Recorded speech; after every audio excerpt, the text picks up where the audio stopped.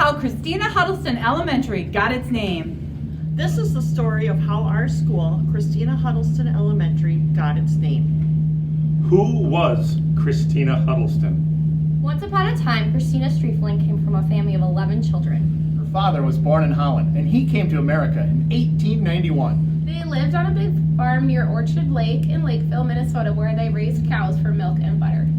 Christina always helped her mother churn the butter, which they sold at a market in St. Paul.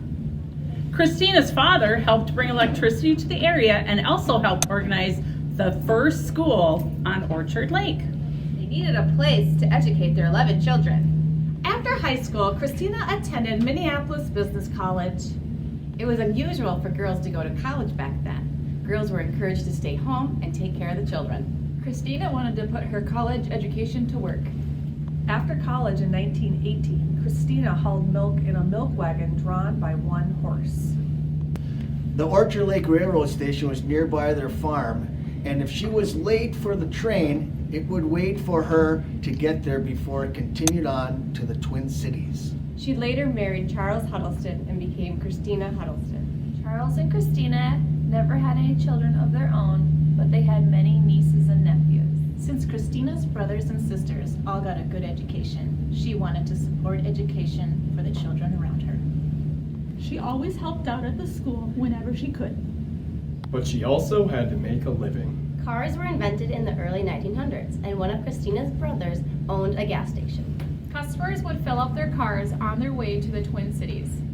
In 1923, the Huddlestons decided to open a store across the street from the gas station where Christina served food to the customers. The store looked more like a house with lots of beautiful flowers around it, and customers liked the homey feeling. The store was remodeled to add extra rooms upstairs for boarders. The store was near Orchard Lake School, and some of the teachers lived in the rooms above the store. Other teachers would stop at the store on their way to school to have a warm breakfast before the day began.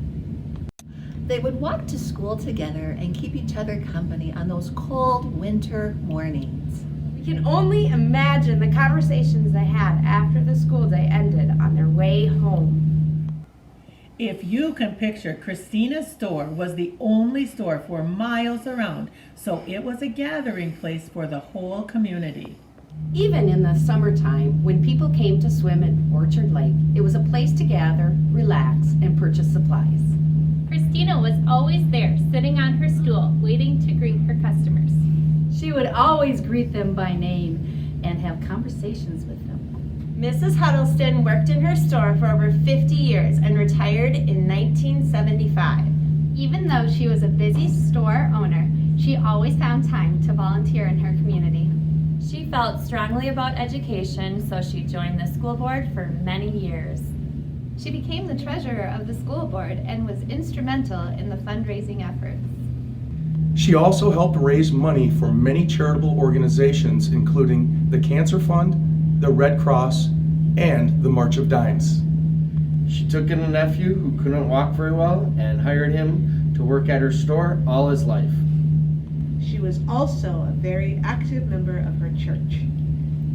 Mrs. Huddleston earned the love and respect of all of her community with her boundless energy, her integrity, and her deep concern for her friends and neighbors. That is why in 1982, when the school was built, it was given the name Christina Huddleston Elementary.